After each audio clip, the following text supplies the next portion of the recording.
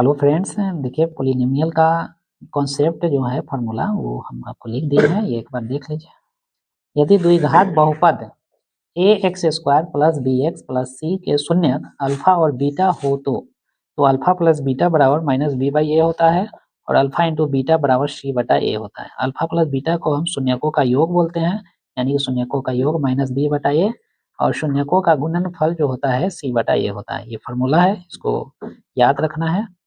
यदि alpha beta gamma त्रिघात बहुपद जैसे A X cube plus B X square plus C X plus D बराबर 0 के शून्यक हो तो शून्यकों का योग जो होता है माइनस बी बटा ए होता है, यानी कि इसको हम ये बोल सकते हैं alpha plus beta plus gamma equal to minus B by A. और दो दो शून्यकों को गुना करके उसका योगफल अगर निकालेंगे तो उसका फॉर्मूला होता है सी बटा ए। इसको ऐसे लिखते हैं alpha beta plus beta gamma plus gamma alpha बराबर सी बटा ए और शून्यकों का गुणनफल जो होता है माइनस डी बटा ए होता है। और इसको ऐसे भी लिख सकते हैं alpha into beta into gamma equal to minus D बटा ए। और ये देखिए, जब अल्फा प्लस बीटा दिया रहे, अल्फा इंटू बीटा दिया रहे, तब द्विघात बहुपद का फॉर्मूला होता है x square minus alpha plus beta into x plus alpha into beta.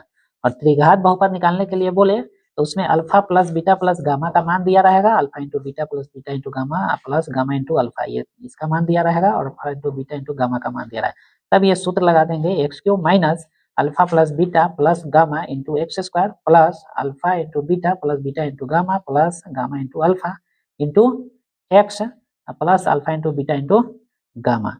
और ये एक ऑब्जेक्टिव है, देख लीजिए कि अगर एक्स के पावर 1 रहे, अगर एक्स के पावर 1 रहे या कोई भी चर संख्या रहे, चर वैल्यू रहे, उसका पावर 1 रहे तो उसको रैखिक बहुपद बोलेंगे, इंग्लिश बोलते हैं लिनियर पोलिनोमियल। और घात अगर 2 रहे कोई भी चर वैल्यू का, जैसे y के पावर 2 है, यहाँ x के पावर 2 है, यहाँ u के पावर 2 है, तो इसको बोलेंगे द्विघात बहुपद, इंग्लिश में बोलेंगे क्वाड्रेटिक पोलिनोमियल। अगर x के पावर q रहे, सीधा हमको x का पावर देखना है, अगर q रहेगा तो द्विघात बहुपद बोलेंगे, अगर 1 रहेगा तो रैखिक बहुपद या एक पदी बहुपद भी हो जाएगा। उसको वाई स्क्वायर भी रहे, वाई स्क्वायर रहे तो द्विघात बहुपद, एक्स क्यूब रहे तो त्रिघात बहुपद। और एक बार जरूर देखिएगा एग्जाम्स जाने से पहले